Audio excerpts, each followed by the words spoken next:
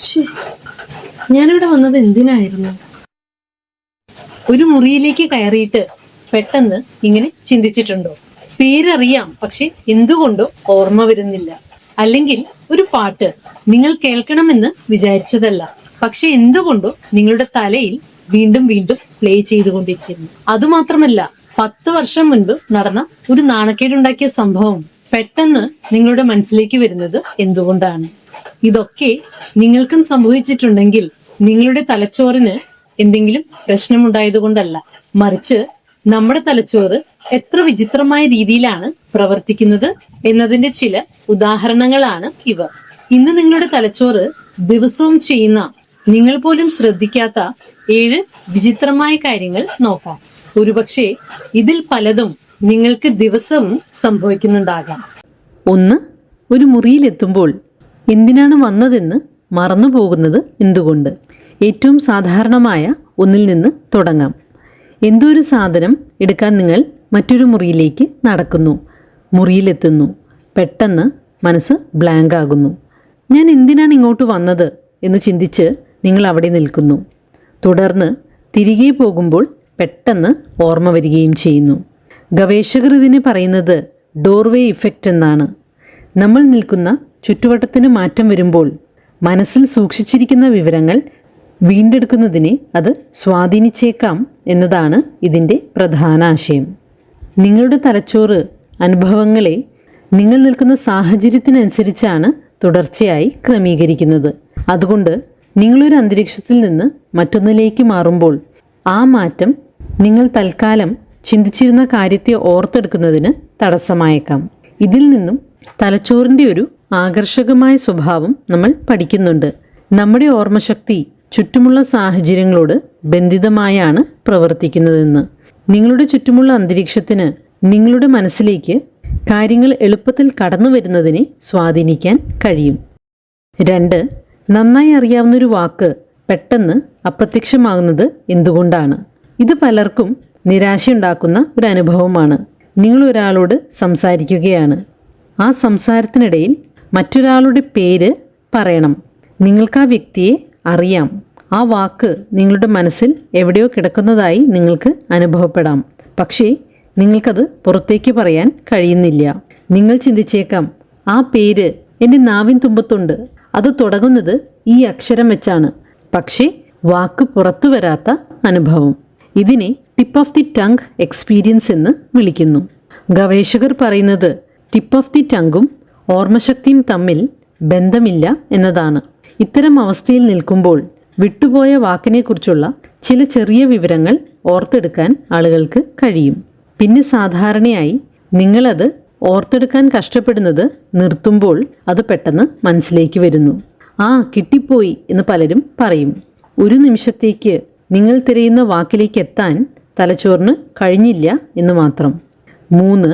ഒരു പാട്ട് നിങ്ങളുടെ മനസ്സിൽ തന്നെ ചുറ്റിത്തിരിയുന്നത് എന്തുകൊണ്ട്?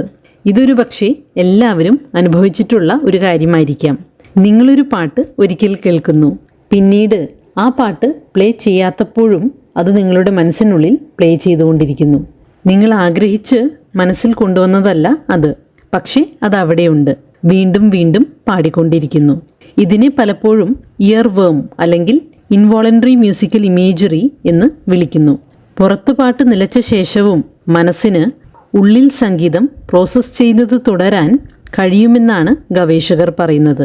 ആകർഷകമായ സംഗീതം തലച്ചോറിന് എളുപ്പത്തിൽ ആവർത്തിക്കാൻ കഴിയുന്ന പാറ്റേണുകൾ ഉണ്ടാക്കുന്നു എന്നതാണ് ഇതിൻ്റെ ഒരു വിവരണം. സംഗീതത്തിന് സ്വാഭാവികമായ ഒരു സൊല്യൂഷൻ എന്ന ഒന്നില്ലാത്തതിനാൽ തലച്ചോറ് അത് വീണ്ടും വീണ്ടും പ്ലേ ചെയ്തുകൊണ്ടിരിക്കും. കൂടുതൽ രസകരമായ കാര്യം, ഉറങ്ങാൻ കിടക്കുമ്പോഴും ഈ ഇയർവേമുകൾ തുടരുമെന്നും അത് ഉറക്കത്തെ തടസ്സപ്പെടുത്തുമെന്നത്. അതുകൊണ്ട് ഒരു പാട്ട് ദിവസം മുഴുവനും നിങ്ങളുടെ മനസ്സിനുള്ളിൽ കിടന്ന് കറങ്ങുകയാണെങ്കിൽ നിങ്ങളുടെ തലച്ചോറ് നിങ്ങളെ ദേഷ്യം പിടിപ്പിക്കാൻ ശ്രമിക്കുകയല്ല. വളരെ പെട്ടെന്ന് മനസ്സിൽ തങ്ങി നിൽക്കുന്ന ആ ഒരു വിവരം ആവർത്തിച്ച് പ്ലേ ചെയ്യുക മാത്രമായിരിക്കാം അത്. 4. വർഷങ്ങൾക്ക് മുൻപ് നാണക്കേടുണ്ടാക്കിയ കാര്യങ്ങൾ പെട്ടെന്ന് ഓർമ്മ വരുന്നത് എന്തുകൊണ്ട്? ഇത് കൂടുതൽ വൈകാരികമായ ഒന്നാണ്. നിങ്ങൾ പല്ല് തേക്കുകയാണ്, അല്ലെങ്കിൽ കിടക്കുകയാണ്, അല്ലെങ്കിൽ വണ്ടി ഓടിക്കുകയാണ്. എല്ലാം തികച്ചും സാധാരണമായി പോകുന്നു. പെട്ടെന്ന് നിങ്ങളുടെ തലച്ചോറ് ചോദിക്കുന്നു, 8 വർഷം മുൻപ് നീ ചെയ്ത ആ ഒരു കാര്യം ഓർമ്മയുണ്ടോ? നിങ്ങൾ ചിന്തിക്കും, ഇപ്പോൾ ഇത് എന്തുകൊണ്ടാണ് ഓർമ്മ വന്നത്? ഓർമ്മകൾ എപ്പോഴും നമ്മൾ മനഃപൂർവ്വം പുറത്തു വരുത്തുന്ന ഒന്നല്ല എന്നതുകൊണ്ടാണിത്. ഒരു മണം, ഒരു സ്ഥലം, ഒരു വാക്ക്, ഒരു വികാരം, അല്ലെങ്കിൽ തികച്ചും ബന്ധമില്ലാത്ത ഒരു ചിന്ത പോലും ഒരു പഴയ ഓർമ്മയിലേക്ക് നിങ്ങളെ നയിച്ചേക്കാം. വൈകാരികമായി പ്രാധാന്യമുള്ള അനുഭവങ്ങൾ കൂടുതൽ ഓർമ്മ നിൽക്കാൻ സാധ്യതയുള്ളവയാണ്. എന്നാൽ ഇവിടെ മറ്റൊരു പ്രധാന പോയിന്റ് കൂടിയുണ്ട്. ചിലപ്പോൾ നാണക്കേടുണ്ടാക്കിയ അനുഭവങ്ങളിലേക്ക് നമ്മൾ വീണ്ടും വീണ്ടും പോകുന്നത് നമ്മൾ അവയ്ക്ക് വലിയ വൈകാരിക പ്രാധാന്യം നൽകുന്നതുകൊണ്ടാണ്. സത്യത്തിൽ നാണക്കേടുണ്ടാക്കിയ കാര്യങ്ങളെക്കുറിച്ചുള്ള പഠനങ്ങൾ സൂചിപ്പിക്കുന്നത് നമ്മൾ വരുത്തുന്ന ചെറിയ തെറ്റുകളെ മറ്റുള്ളവർ എത്രത്തോളം കാഠിന്യത്തോടെ വിലയിരുത്തുന്നു എന്ന കാര്യത്തിൽ ആളുകൾക്ക് തെറ്റായ ധാരണയുണ്ടാകാം എന്നാണ്. അതുകൊണ്ട് നിങ്ങളുടെ തലച്ചോറ് ആ മോശം നിമിഷം പെട്ടെന്ന് മനസ്സിൽ കൊണ്ടുവരുമ്പോൾ ഓർക്കുക. നിങ്ങൾ വ്യക്തമായി ഓർക്കുന്നു എന്നതുകൊണ്ട് മറ്റുള്ളവരും അതുപോലെ ഓർക്കുന്നുവെന്ന് അർത്ഥമില്ല. മറ്റുള്ളവർ മിക്കവാറും മറന്നുപോയ ഒരു ഓർമ്മയായിരിക്കും നിങ്ങൾ മനസ്സിൽ ചുമക്കുന്നത്. 5. പൂർണ്ണമായും പുതിയൊരു സ്ഥലം ചിലപ്പോൾ പരിചയമുള്ളതായി തോന്നുന്നത് എന്തുകൊണ്ട്? ഇത് ഏറ്റവും വിചിത്രമായ അനുഭവങ്ങളിൽ ഒന്നാണ്. നിങ്ങൾ മുൻപൊരിക്കലും പോയിട്ടില്ലാത്ത ഒരു സ്ഥലത്തെത്തുമ്പോൾ പെട്ടെന്ന് നിങ്ങൾക്ക് വളരെ ശക്തമായ ഒരു തോന്നലുണ്ടാകുന്നു, ഞാൻ മുൻപും ഇവിടെ വന്നിട്ടുണ്ട്. യുക്തിപരമായി നിങ്ങൾക്കറിയാം നിങ്ങൾ അവിടെ പോയിട്ടില്ലെന്ന്. ഇതിനെ ഡീജാവു എന്ന് വിളിക്കുന്നു. ശാസ്ത്രജ്ഞർ ഇതിനെ ഫാസിനേറ്റിംഗ് ആയ ഒരു ഓർമ്മ പ്രതിഭാസമായാണ് പഠിക്കുന്നത്. ഇതിൻ്റെ വിശദീകരണം ഇതാണ്. നിലവിലുള്ള സാഹചര്യത്തിന് മുൻപത്തെ ഏതോ ഒരു അനുഭവവുമായി സാദൃശ്യമുണ്ടാകാം. മുൻപത്തെ ആ അനുഭവം ഏതാണെന്ന് കൃത്യമായി തിരിച്ചറിയാൻ കഴിയില്ലെങ്കിലും ഒരു പരിചയമുള്ള അനുഭവം അത് ഉണ്ടാക്കുന്നു. ഇതിലേറെ കൗതുകമുണർത്തുന്ന മറ്റൊരു കാര്യമുണ്ട്. ഡീജാവു സമയത്ത് അടുത്തത് എന്താണ് സംഭവിക്കാൻ പോകുന്നതെന്ന് തങ്ങൾക്ക് അറിയാമെന്ന് ആളുകൾക്ക് തോന്നാറുണ്ട്. എന്നാൽ പഠനങ്ങൾ കാണിക്കുന്നത് ഡീജാവു എക്സ്പീരിയൻസ് ഭാവി പ്രവചിക്കാൻ സഹായിക്കുമെന്നതുമായി വലിയ ബന്ധമൊന്നുമില്ല എന്നതാണ്. അതുകൊണ്ട് ഇത് സംഭവിക്കുമെന്ന് എനിക്കറിയാമായിരുന്നു എന്ന വിചിത്രമായ തോന്നൽ യഥാർത്ഥത്തിൽ നിങ്ങളുടെ തലച്ചോറുണ്ടാക്കുന്ന ആ പരിചയബോധത്തിൽ നിന്നും ഉണ്ടാകുന്ന എ സെൻസ് ഓഫ് സെർട്ടൈനിറ്റി, അല്ലെങ്കിൽ അങ്ങനെ സംഭവിക്കുമെന്ന ബോധ്യമാകാം. 6. നടക്കാത്തൊരു സംഭാഷണം മനസ്സിൽ മുൻകൂട്ടി പരിശീലിക്കുന്നത് എന്തുകൊണ്ട്?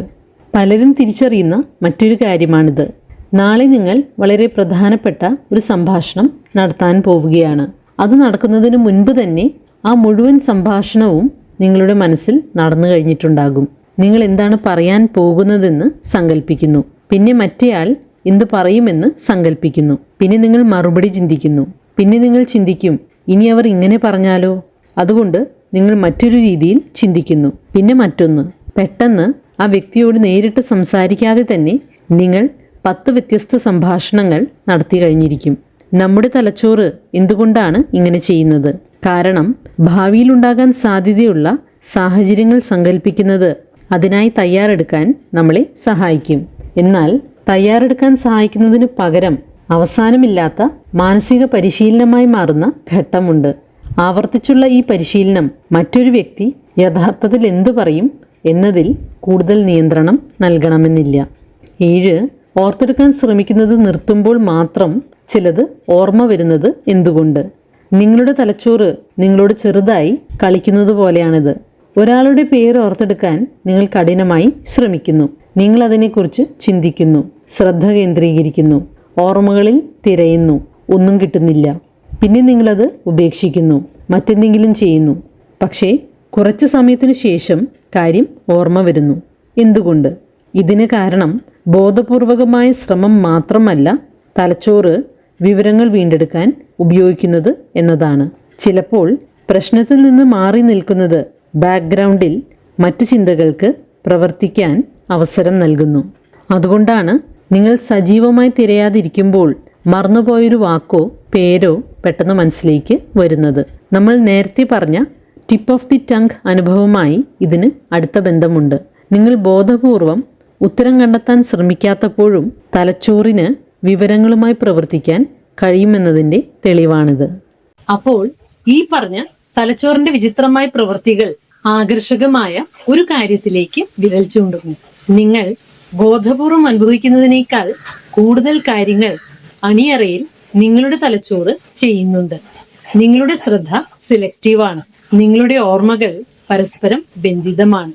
നിങ്ങളുടെ തലച്ചോറ് വർത്തമാനകാലത്തെ ഭൂതകാലവുമായി തുടർച്ചയായി ബന്ധിപ്പിക്കുന്നു, ചിലപ്പോൾ സാധ്യമായ ഭാവികാലമായും. നിങ്ങൾ ബോധപൂർവം തിരഞ്ഞെടുക്കാതെ തന്നെ പല മാനസിക സംഭവങ്ങളും നടക്കുന്നുണ്ട്.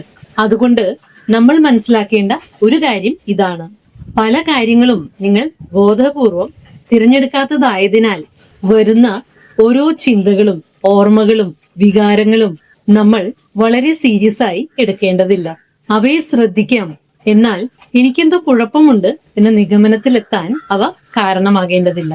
ഇവയെല്ലാം നമ്മുടെ തലച്ചോറ് എങ്ങനെ പ്രവർത്തിക്കുന്നു എന്നതിലേക്കുള്ള ചെറിയ ജാലകങ്ങളാണ്. ഈ പറഞ്ഞവയിൽ നിങ്ങൾക്ക് ഏറ്റവും കൂടുതൽ സംഭവിക്കാറുള്ളത് ഏതെന്ന് പറയാൻ മറക്കരുത്. അടുത്ത വീഡിയോയിൽ മനസ്സിന്റെ മറ്റൊരു രസകരമായ വിഷയവുമായി വരുന്നതാണ്. നന്ദി.